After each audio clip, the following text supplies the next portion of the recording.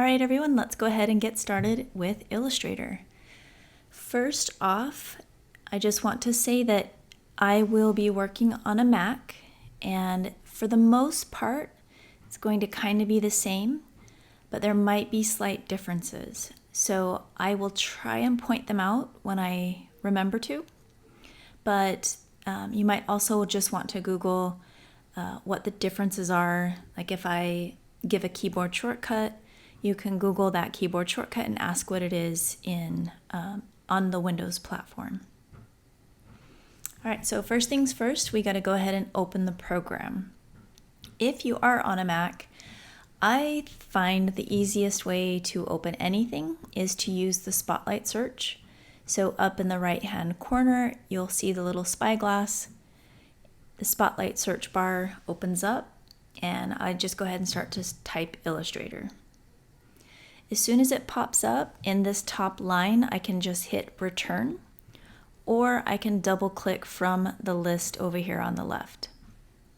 Other ways that you can open Illustrator, if you have it down in your dock, when you installed it, you could place it in your dock.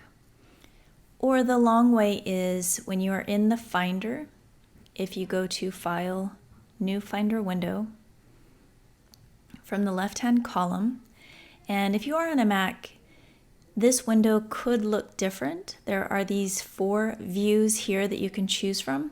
When I'm demoing, I will always be in the column view. I prefer this view because when you click on a folder, you can still see the column before it. So you can always backtrack very quickly and very easily. And it allows you to see your file path as you click through folders and files. So back over on the left-hand column, I'm going to go ahead and choose Applications. I find Adobe Illustrator. There's a folder. Inside here, there's a lot of things. What we're looking for is here, Adobe Illustrator 2020, or whatever version you have. So when it is in a list like this, I do need to double click to open it. So whichever way you choose, go ahead and open Adobe Illustrator. Once it opens, you might see some different things happen, and it just depends on what you've closed out, what you have set. So it might be different than what I see. So for example, here I get this What's New window. I'm going to go ahead and hit this X in the top right to get rid of that. And then we have our opening screen where we can either choose from a standard file size down here.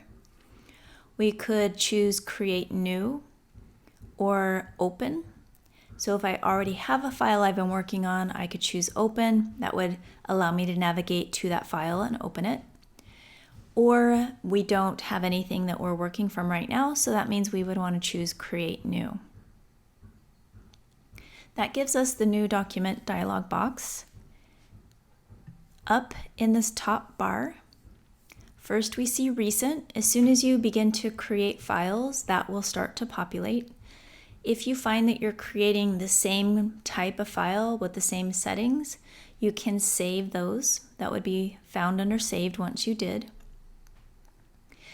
But what we're looking for right now is past this little line. We have mobile, web, print, film, and video, art, and illustration. So this is a good place to start depending on what type of a project you are working on. For us, you're going to want to find that in the assignment description, or just go ahead and choose the settings yourself. In the tutorial videos, I'll usually say choose web, choose print, or what you should begin with.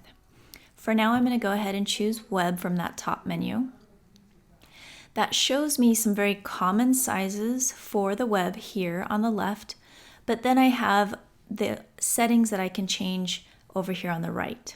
Starting at the top, this is where you can title your document. For example, I'll just title this Demo, not Demon. For now, if you forget to title it now, it's not a big deal. You can always title it when you go to save that file. Then I'll drop down to width and height. This is where you're going to determine the ratio of your file. Not actually the overall file size in terms of data, but the dimensions of your file. So before you choose width and height, you'll actually want to make sure here, this is what you want it to be. This is your measuring unit. So if you're designing for the web or other digital devices, you would want to choose pixels. If you had chosen print from the top hand menu, you'll see that that changes to points. That's actually not very common. I would drop that down and choose inches. So most of the time you're going to choose between pixels and inches, but you'll see in that drop-down menu there are a lot of other options. I'm going to go ahead and go back to web so that I have pixels as my measuring unit, and I wanted to be sure to choose that first because if I change the width and height, let me go ahead and make this 2000 by 2000,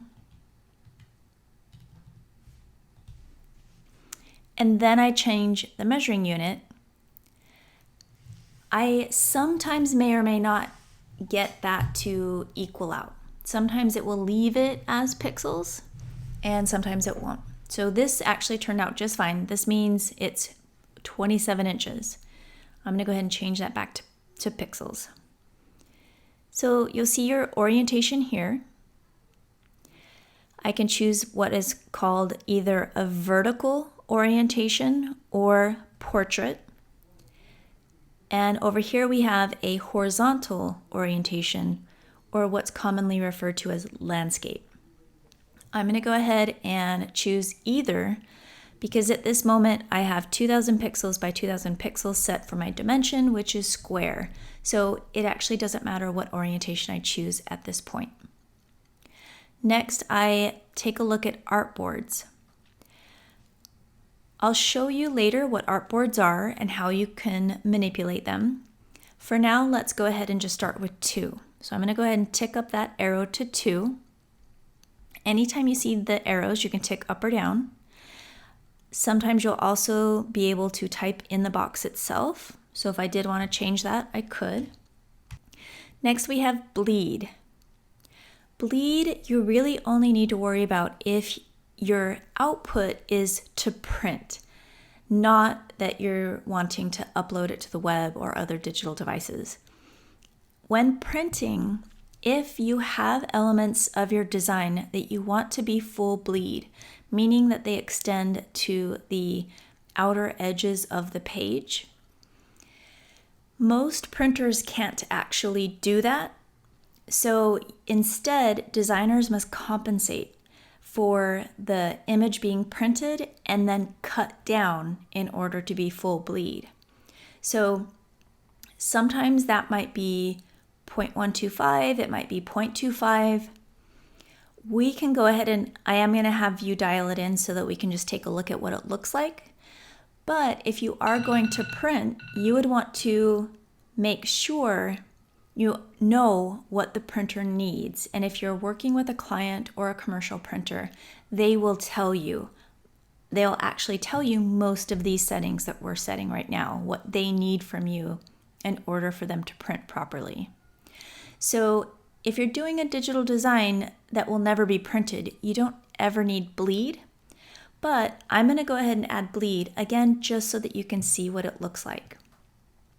So here under bleed, I have 4 boxes, top, bottom, left, and right, and then the chain link over on the side. That chain link you can toggle on and off, so whether it's linked or not. If it's linked, you only need to change one box, either tick the arrows or go ahead and double click in the box and change how many you want.